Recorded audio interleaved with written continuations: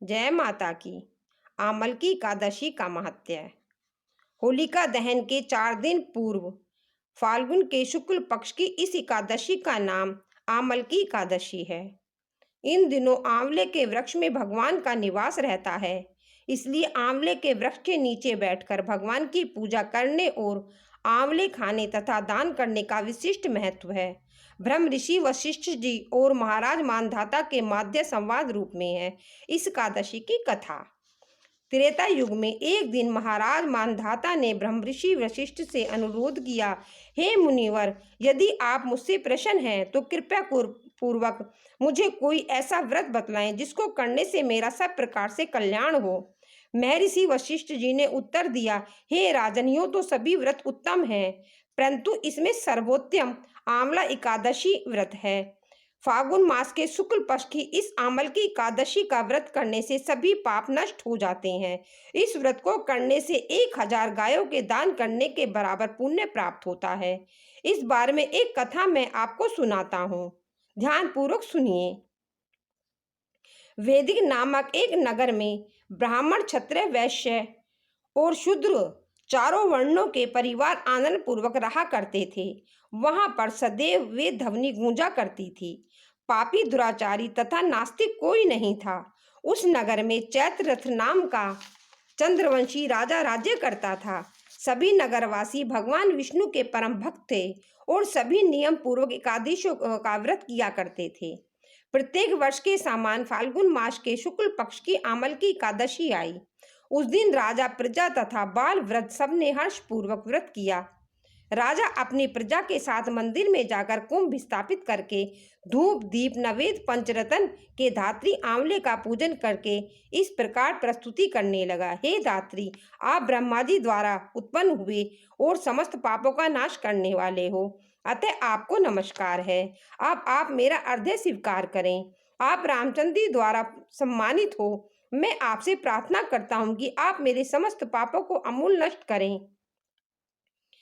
मंदिर में सबने रात्रि को जागरण किया। रात के समय वहां एक बहेलिया आया जो अत्यंत पापी और दुराचारी था। वह अपने कुटुंब का पालन जीव हिंसा करके करा करता था। उस दिन उसे कोई शिकार नहीं मिला था, अतः निराहार रहना पड़ा। भूख तथा प्यास से अत्यंत व्याकुल वह बहेलिया मंदिर के एक कोने में बैठ गया और विष्णु भगवान तथा एकादशी महात्म्य की कथा सुनने लगा। इस प्रकार अन्य मनुष्यों की भांति उसने भी सारी रात जागरण किया। प्रातःकाल आकर उसने भोजन किया। कुछ समय बाद वह बहेलिये की मृत्यु हो गई। आमल की एकादशी का व्रत का जागरण करने के कारण अगले जन्म में उसे बहेलिये को ने राजा विदुरथ के घर जन्म लिया। उसका नाम वसुरथ रखा गया। युवा होने पर वह चतुरंगनी सेना तथा धन धान्य से युक्त होकर 10,000 ग्रामों का पालन करने लगा। वह तेज में सूर्य के समान, कांति में चंद्रमा के समान, वीरता में भगवान विष्णु के समान, क्षमा में पृथ्वी के समान था। वह अत्यंत धार्मिक, सत्यवादी, कर्मवीर एवं विष्णु राजा भक्त बना। प्रजा का सम्मान भाव से पालन, यज्ञ करना तथा दान देना उसके नित्य का कर्तव्य था। एक दिन राजा वसुरथ शिकार खेलने के लिए वन गया।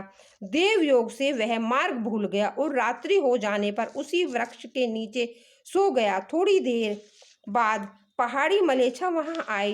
राजा को अकेला देखकर मारो मारो की आवाज लगाते हुए वसुरथ की ओर दौड़ पड़े।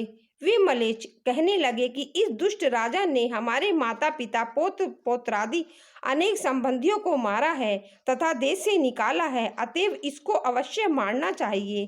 ऐसा कहकर वे मलेच्छ अस्त्रों का प्रहार करने लगे। अनेक अस्त्र शस्त्र राजा के शरीर पर गिरते ही नष्ट हो जाते।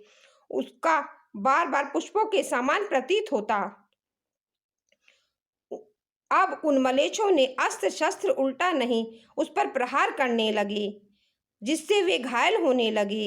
इसी प्रकार राजा को भी मूर्छा आ गई। उस समय राजा के शरीर से एक दिव्य स्त्री उत्पन्न हुई। वे अति सुंदर वस्त्रों तथा आभूषणों से अलंकृत थी। मगर उसकी भुकुटी टेढ़ी थी और आंखों में लाल लाल अग्नि निकल रही थी। वह स्त्री मलेच्छों को मारने दौड़ी और थोड़ी देर में उसने सब मलेच्छों को काल के गाल पहुंचा दिया।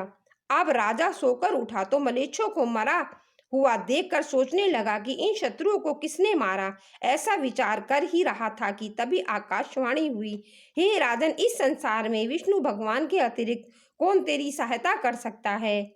इस आकाशवाणी को सुनकर राजा अपने नगर को चला आया और सुखपूर्वक राजा राज्य करने लगा।